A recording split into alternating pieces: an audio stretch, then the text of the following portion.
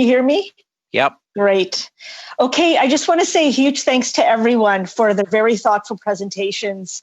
And I want to also lend my thanks for your absolute heroic work, not only during this pandemic, but just ongoing. So thank you so much for all your efforts. I think one of the key things that we've learned, at least in hearing to you today, is that all the issues that we had before are only exacerbated, and if anything, really, really present themselves so clearly to us today. So I want to direct my questions to Ms. Fair from West Neighbourhood House, just because I only have a short period of time, and maybe end off with Mr. Clement if I have a minute left. First, I want to say thanks to you for all your wonderful efforts in the Davenport community. And I wouldn't just say Davenport, I would say broadly Toronto as well. You've been a true champion for our community, not only around homelessness and housing, but I'd also say for our seniors community and just for our community in general.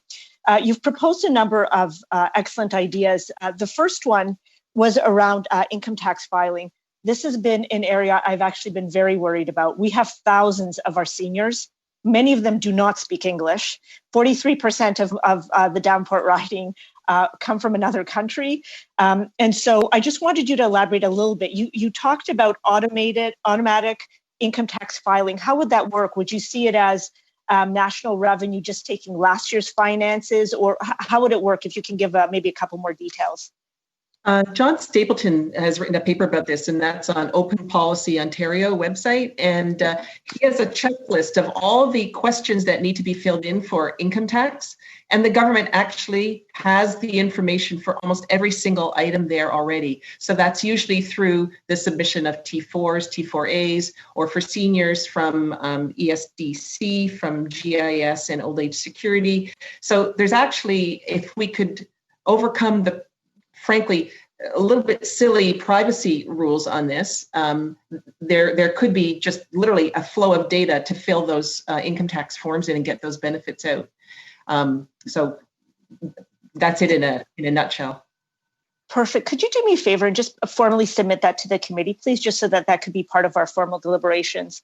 Then you've made a number of recommendations around housing, which were very helpful. And I think, and this is maybe to Mr. Bell, who had, talked a little bit about the ongoing discussions that we're going to have. The opportunity, and I always like to see that in every crisis, there's an opportunity that's before us.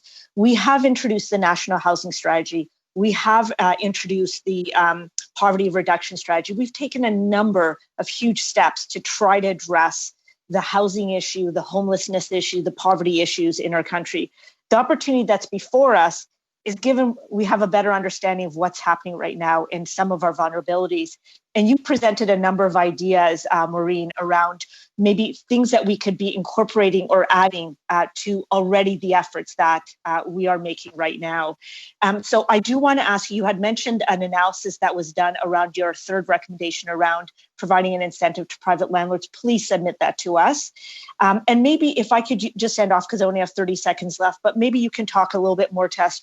Do you see the recommendations that you've made as in addition to the work that like fitting in well with the National Housing Strategy, or is it in addition to what we have already proposed?